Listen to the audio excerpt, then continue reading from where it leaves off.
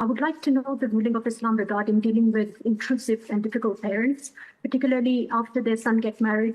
What does Islam say about parents who misuse their authority by acting selfishly? Okay, first of all, I know exactly what you want, so I'm just saving the time for the program.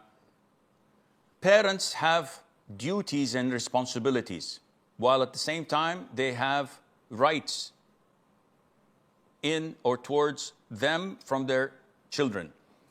And the children have rights and responsibilities they should get from their parents, but they also have rights to give and offer to their parents. If the parents are abusive, controlling, not understanding, not fearing Allah Azza wa Jal, trying their level best to destroy the marriage or the marital life of their sons or their daughters, doing whatever toxic means they have in their possession to be abusive mentally, verbally, whatever, they will be held accountable on the Day of Judgment. Allah has already stripped them from any mercy, from any tranquility.